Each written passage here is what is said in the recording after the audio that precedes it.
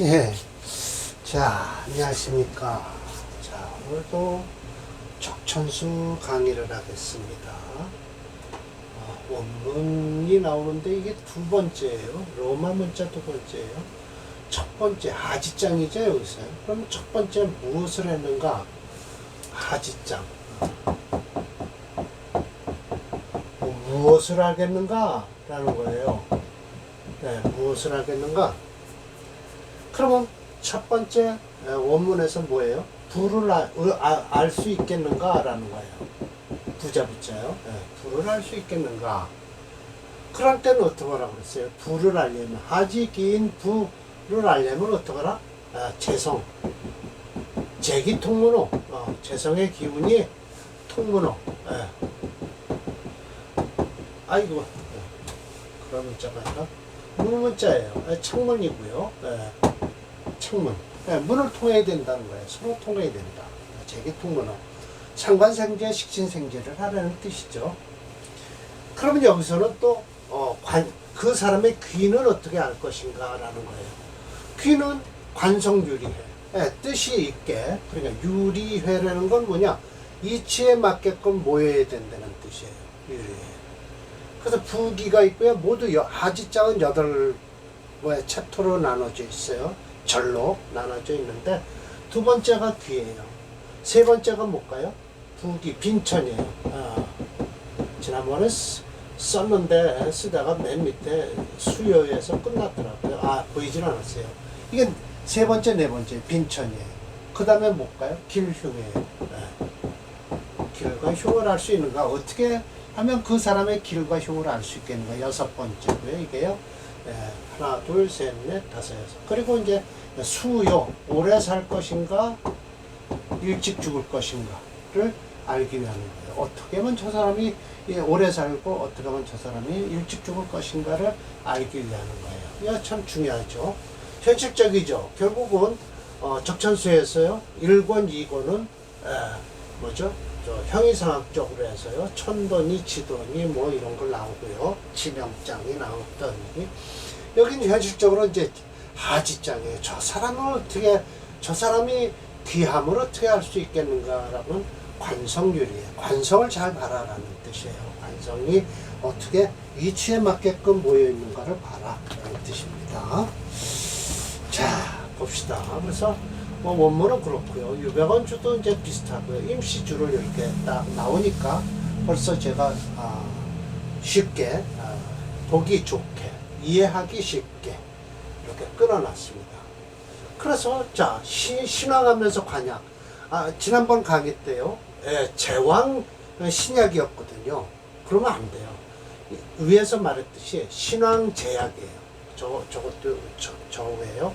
제왕 신약이 아니라 신앙 제약이에요. 지금 여기서 신앙 관약이에요. 관이 약해요. 일주가 강하고. 이럴 때 관성을 도와주려면 되는 거예요. 재성관하라는 거예요. 재관. 재능 생관하라. 뻔하죠, 뭐. 관약 신약해, 관왕 신약에 정반대죠? 이럴 때는 어떻게? 일주를 도와주라. 생인하면 돼요. 관성인 등이 인성을 생하면 될 거 아닙니까? 그래서 인왕관약해요. 이거는 관쇄해요. 관이 쇠야 되는 건 뭐예요? 재성으로서 능이 괴인, 인성을 깨버려라 라는 거예요. 동시에 이건 재성을 쓴다라는 것은 두 가지 일을 하죠. 재성도 괴인하지만 관성을 도와주고 있죠. 두 가지 일을 하고 있다. 인쇄 가능해요. 이건 어떻게 할까요? 그럼 재성이 불현, 나타나지 않으면 돼요.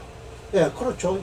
인성을, 이건 두 가지 일을 하는 것을 막아줘야 돼요. 불현이 있죠. 그러니까 재성이 나타나면 인성을 깨고요. 관성을 더 도와주니까 안 좋으니까 재성 나타나지 마라 라는 거예요. 겁중재경해요. 이건 죄다시냐?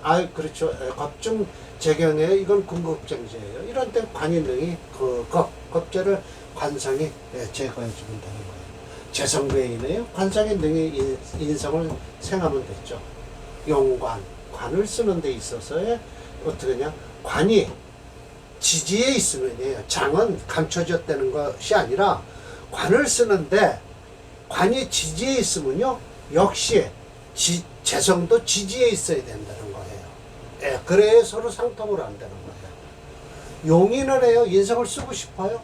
인성이 노출됐어요. 천간에 있다는 뜻이에요. 그러면 관 역시 노출돼야 된다라는 거예요. 이 모두가 다 관성기회, 관성유리회. 관성이 이치에 맞게끔 모여 있는 것이다라는 거예요. 소위 귀현, 귀가 드러날 것이다라는 거예요. 자, 여기서 이제 길게 설명을 하고 있습니다. 한 문장으로 모두 끝내야 돼요. 만약, 그런데 또, 네 개가 또 똑같이 있겠죠. 분명히 1, 2, 3, 4라고 해서 이게 13까지 가거든요. 역시 마찬가지예요. 9, 10, 11, 12, 13인데, 일단, 한번 봅시다. 이걸. 자, 만약에 신앙, 관항하면서 인수 역시 왕하다. 이게 이를 가능할까요? 그러나 이건 삼상격으로 해서요. 이건 가능해요. 세 가지, 오행만 있으면 되는 거죠. 그러면 격국이 최청, 가장 청하죠. 그런데 사주에서요. 그러나 사주에서 식상이 1점도 불온, 섞이지 말아야 돼요. 재성 또한 불출현, 나타나지 말아야 돼. 딱 세 가지로 돼 있다라고 하면 뭐예요? 삼상격이다라는 거예요. 관성이 유전해요. 관성의 정이 의호인, 인성에 의지하고요. 인성의 정은 어디냐? 의호일주예요. 단지 생득, 생에서 얻는 건 일개 본신, 하나의 본신을 얻을 거 아닙니까? 재생관 관생인 인생신에서요. 그래서 소위 이런 때는 어떻게 되냐? 좋긴 좋아요. 좋긴 좋은데 유관, 내가 관직으로서는 가질 수 있는데 무장, 자식이 없잖아요. 이거 왜 그럴까요? 비록 종사란 비록이에요. 초잡 식상, 조그만큼 식상이 섞여 있다면 역시 인성소고, 인성이 극을 당할 거 아닙니까? 그러면 자식 역시 갓난, 자식을 낳는데도 역시 가난할 것이다 라고 얘기를 하시네요. 자, 이거는 더 좀 자세히 알아봐야 될 텐데 이게 그럴지 저럴지는 잘 모르겠어요. 만약 신앙 관항하면서 어떻게 인수가 약해요. 식상이 암장돼 있어요. 그래서 속에 들어가 있네요. 불상관, 그러니까 관성을 상하지 않죠. 불수 인성 소고, 그렇죠. 인성이 소고 암장돼 있으니까요. 장이면 지지에 있는 건데 암장은 지장간에 있는 거란 말이에요. 그래서 자연이 귀하면서도 유자, 이건 좋네요. 그래서 좋고요. 반드시 신앙 관세해요. 그런데 식상이 유기예요. 이거 골치 아프네요. 유인이면서 재성이 너희 인성을 깨요. 그러면 무죄, 재성도 없지만 만약 암성 제국, 암암리에 제국을 이룬다면 귀하지도 않고 자식은 많이 있을 것이나 자식도 많고요. 그 다음에 부자는 될 것이다. 근데 귀는 없다라는 거예요. 이 재성이 암성국을 이루어서 그런가 봐요. 만약 신앙하면서 관쇠, 쇠약해요. 신앙하면서 관이세요. 식상왕이 무죄. 이건 좀 그러네요. 참 자식은 있는데 필빈, 반드시 가난할 것이다 라는 거예요. 가난까지 먼저 말씀을 하시네요. 다음번 건데요. 만약 신약하면서 관항해요. 식상이 왕하면서 무인해요. 그러면 가난하면서도 자식이 없을 것이다 라고 했고요.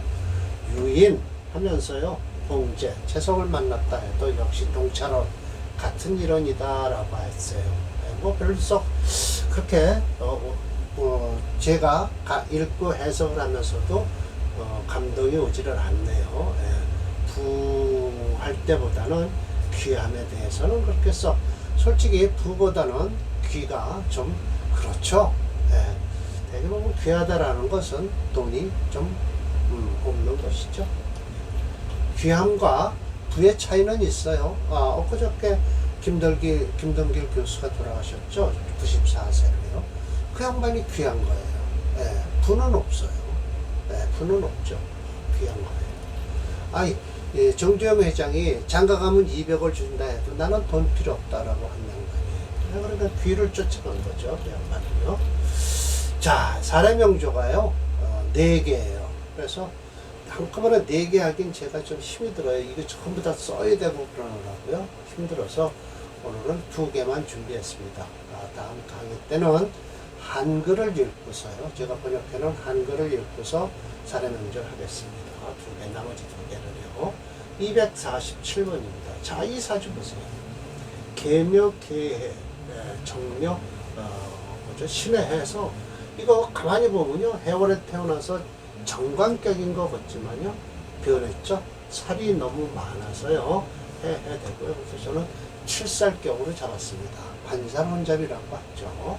그러나 이 관살혼잡을 참 가만히 들여다보시면 관살을 풀어주는 뭐가 있다? 이 목이 있어서 지지로만 있는 건데도 참 좋게 흐르고 있습니다. 그러니까 이 운까지는 안 좋아요. 왜냐하면 목체니까요. 목체니까 이거 금운도 괜찮을 것 같은데요. 설명을 어떻게 하실까요? 자, 봅시다. 금토용조인데 금토가 못 쓰네요. 이 사주에서 금토가 없네요. 그래서 이게 대운에서 금토운은 그냥 지나가야 될 것 같습니다. 화운을 받아줘야 돼요. 목체 금토용조에서 불용해요. 이거에서 금토를 쓸 수가 없다라고 하면 뭐예요? 목을 중심으로 해서요. 수, 목, 화를 쓰는 거예요. 그러면 해월에 태어났으니까 겨울이라는 걸 참조해서 목화로다가 용신을 잡아야 된다. 그러면 힘이 정사가 좋을 것이다 라는 것이죠. 자, 봅시다. 차조 관살승관했어요. 관과 살이 아주 대단하죠. 물이요. 수세가 원래는 가외야. 원래 두려울만 하다. 그러나 희지 공인국에 맞습니다. 해묘복고 해묘복고를 이뤘어요. 교묘하게도 차재배, 교묘하게도 빌리는 거예요. 빌려서 재배 키우고 있어요. 참 좋은 사주입니다. 그래서 유통수세, 수세를 유통하죠. 묘목이요. 그래서 술을 끌어들여서 목화시키는 거예요. 정말요. 관성유리예요. 그래서 이 제자 해석을 잘 하셔야 됩니다. 이게 차례 제자가 아니에요. 그러나라고 부사로 다 해석을 하셔야 돼요. 염, 꺼리는 것은 초운에 경신신유라. 이건 안 좋죠. 수세가 강하니까. 그래서 생살개인하죠. 살을 생하고 인성을 깨니 이게 언자입니다. 전록발이 언자예요. 찔도그랜다는 거예요. 건, 이것도 전록발이고요. 언건 공명. 공명에 분명히 절도발이를 찔도거릴 일이 있다는 거예요. 기미, 지전 인국. 힘이 오래 되면 인묘미, 해묘미, 목국을 이루죠. 인국을 이루었어요. 간투 식심. 천간으로 식신에 투출해서 운정직상. 이게 운정이란 곧 벼슬이에요. 곧 바로 올라갔다. 그래서 사지상석. 그 30년 동안 좋은 거예요. 벼슬길이 어디 상석까지 갔다라는 거예요. 그러나 유기명. 그러므로 라고 해석해야죠. 그 명이 있으면은 필득기운. 명에서는 반드시 그 운을 얻기만 하면, 만약에 부득기운, 그 운을 얻지 못한다면 일개 한유. 한유란 곧 공부는, 글 공부는 많이 했는데 풀어먹지 못하는 선비를 한유라고 합니다. 한유 많죠. 제대로 풀어먹지 못하는 사람 많습니다. 자, 이명조는 해월에 태어난 정화입주로서 천간으로 양계수와 그 계수를 생하는 신금뿐이에요. 하지만 지지로는 해묘, 합화목하여 지지가 도움을 지제라고 그러죠. 지지가 실어줬다라는 거예요. 천복지제라고 그래요. 하늘에서 덮어주고 땅에서 실어주는 것을 천복지제라고 그러죠. 죽어있다. 주화용신격으로는 관인상생격이에요. 중주자가 설명하듯이 유기명, 그 명이 있으면은 필득기운, 반드시 그 운만 얻으면 이라고 해서 운대로 간다라는 것이죠. 확실한 명조다. 이 명절 프로그램으로 체크해보면요. 목이 6.3이에요.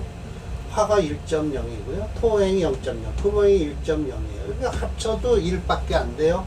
그래서 목체 금토용조이나 토금오행은 합력이 부족해서 불용하고요. 종주오행인 목오행을 중심으로 수목화 오행 중에요. 목화 오행이 용신이 되었다라는 게 맞습니다.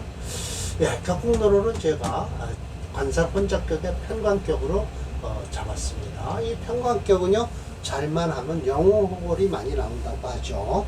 근데 이 양반은 영어 호걸이 아니라 뭐예요? 예, 관으로 나가서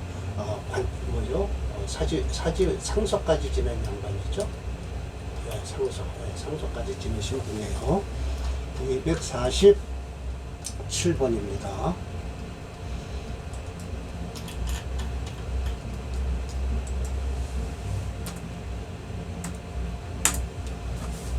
네.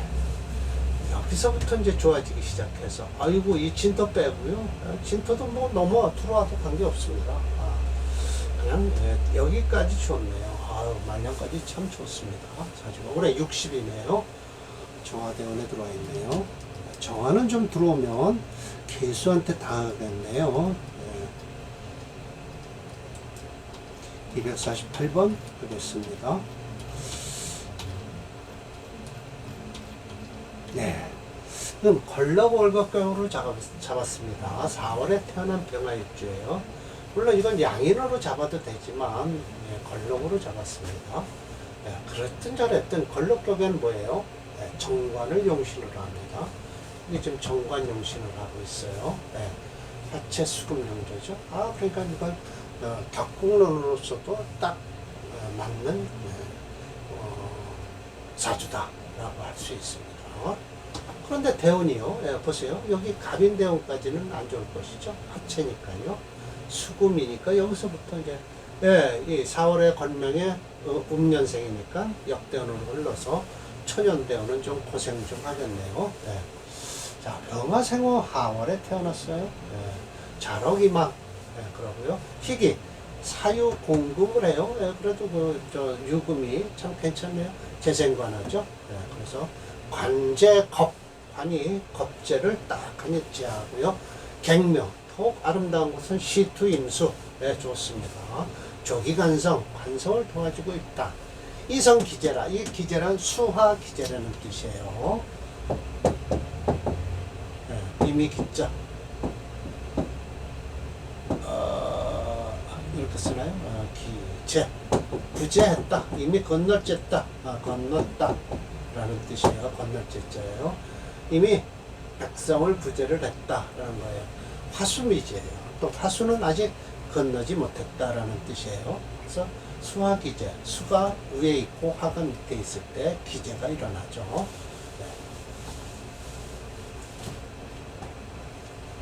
삼순후에 예 맞습니다. 이걸 벗어나야 돼요. 삼순후요. 추 달린다. 북방수지로 달리니 등가 발갑해서 명리쌍이라. 명리쌍이에요. 명예와 이익이 둘 다 빛났어요. 물 해서 이거 하지 말라라는 거예요. 오늘 이준석이가 물령망동 이렇게 얘기했어요.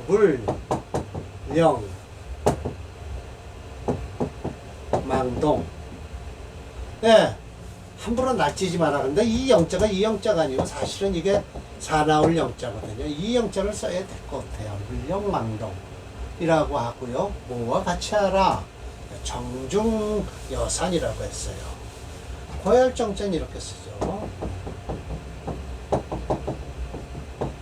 무골정자를 딱 쓰면서요. 뭐와 같이 하라. 산과 같이 하라. 정중여산이라 해서 이게 이준석이가 쓴 게 아니라요. 이순신 장군이 쓰신 거예요. 조용히 기다려, 때를 기다려라 라는 뜻이에요. 아마 이 글자가 뭐 또 지금 대통령인 윤석열 씨도 썼다고 그러더라고요. 근데 이게 참 젊은 애들도 저렇게 젊은 애들도 써요. 물 하지 마라. E, A, V, B예요. A로서 B를 삼지 말라. E, A, V, B예요. 이렇게 B까지요. 그래서 뭐 하지 말아라. 관살 혼잡이라고 해서 끓이지 마라. 건슬이 여기 그러면 이 물자는 어디에 동사가 될까요? 여기 염자예요. 그러니까 이 뒤에 게 아니라 물염 끓이지 말라 라는 뜻이에요. 물염 신앙자는 반드시 필요하다. 이거 필요라고 쓰죠. 필요라고. 관살 혼잡이 바래라. 관살 혼잡돼서 바라는 것이다. 라고 했습니다. 예. 엄청 강하죠. 신앙 아니면요. 예. 이 명제 역시 아군과 적군이 확실한 명제이다. 하지만 이 명제는 아군의 힘이 더 강하다. 그렇기 때문에 관살 혼잡을 즐긴다. 사례명조 246번은요.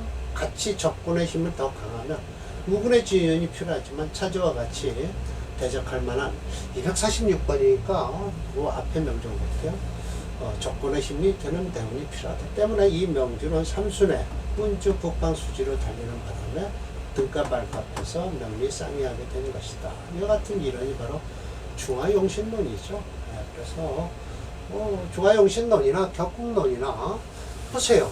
이거 지금 이 걸록격은요, 양인격과 걸록격은 어디에? 잡격으로 들어가거든요. 흉격으로 들어가요. 그래, 이런 건 흉격은 전부 어떡한다? 일반격으로 풀어도 그냥 맞는다. 때려잡고 보니까 그런 거예요. 때려잡고 보니까. 그런데 길격은 참 다루기가 힘들더라라는 건 저는 격국론에 와서 알게 됐어요. 과연 이 정관을 어떻게 다루어야 될까? 참 제가 다시 한번 이거 잡격 그리고 5권이 끝나고 나면 처음서부터 2권서부터 다시 연구를 해서 또 강의를 할 텐데, 강의를 할 적마다 새로운 걸 느껴요. 격국론에서도요. 심해천 선생이 왜 이 격을 이렇게 잡고 계신가를 제가 좀 알고 있습니다. 그래서 저는 적천수를 이렇게 공부를 하고 있지만 채용론 이 컴퓨터로 다 한 채용론을 가지고 과감하게 이 자평진전을 건드리고 있는데요. 이제 결론은 이번 강의하면서 결론은 하나 얻은 건 있어요. 뭐냐면 길격보다 흉격은 이건 무조건 때려잡는 격을 때려잡는 용시를 찾아야 되니까 우선 일주의 강약을 먼저 살펴야 되겠더라라는 건 아주 흉격을 감당하려면 일주의 강약을 봐야 된다는 것이죠. 그래서 양인격, 걸럭격 같은 건 양반이거든요. 그런데도 왜 잡격에 넣어놨나 봤더니 이건 때려잡을 격이니까 잡격으로 넣어놨구나 하는 걸 제가 알게 됐어요. 이제 공부를 하면 할수록 격국론도 이건 충분히 잘만 하면 현대 명리학에서도 격국론으로도 얼마든지 사실 풀 수 있구나 하는 걸 저도 느껴요. 그래서 다음 강의 이제 이거 거의 격국론 5권이 끝나가면요, 다음 강의를 또 2권서부터 준비를 하겠습니다. 1권은 안 하랍니다. 1권은 맨 똑같은 소리예요. 적천수에서 나오는 거 참관이 어쩌고 저쩌고 하는데 저는 그런 걸 얘기할 필요가 없겠죠. 지지가 어쩌고 하는 건 그런 건 필요 없습니다. 이건 하체죠. 7.7이에요. 토 1점이고요. 수 충분히 감당하죠. 금호행이 2.3, 수호행이 1.5, 합력이 3.8이니까 충분히 화체 수금 용조예요. 수호행이 용신이고 금호행이 시신이다. 확실합니다. 자, 봅시다. 248번이에요.